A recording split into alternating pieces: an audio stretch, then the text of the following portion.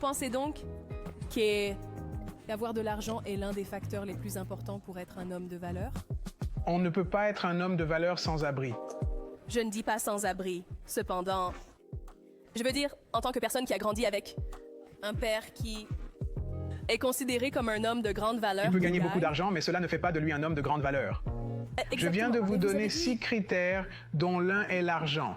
Et l'argent doit être là. Ce n'est pas négociable. Et si tous les autres facteurs sont présents, mais qu'il gagne, disons, environ 70 000 $ par an? Dites-moi pourquoi. Pourquoi? Est-ce une colline pour laquelle il vaut la peine de mourir? Écoutez, que diriez-vous de ceci? Que diriez-vous de ceci? Je vais dire ceci. Une valeur élevée doit avoir une composante monétaire. Et que vous l'appréciez ou non, ce truc à 6 chiffres existe depuis les années 90. Et ce sont les femmes qui nous l'ont donné. Vous avez 23 ans.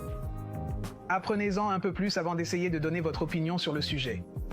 Cela existe, écoutez. Cela existe depuis 1983. Pas de romance sans finance. Tu dois avoir un JLB si tu veux être avec moi. Je ne veux pas de blues. Les femmes disent qu'elles les veulent, ces 3 critères. 1,80 m, salaire à 6 chiffres, tablette de chocolat, depuis plus longtemps que vous n'existez sur la planète. Et c'est, écoutez, c'est ce que les femmes ont décidé de chercher. C'est ce qu'elles voient. Elles valorisent ces choses chez les hommes. Elles apprécient les ressources et la production d'un homme. Mais il y a aussi d'autres choses à considérer, car on peut avoir beaucoup d'argent et ne pas être valorisé. La question est donc de savoir ce qu'il en est de 70 000 $. C'est une distinction sans différence.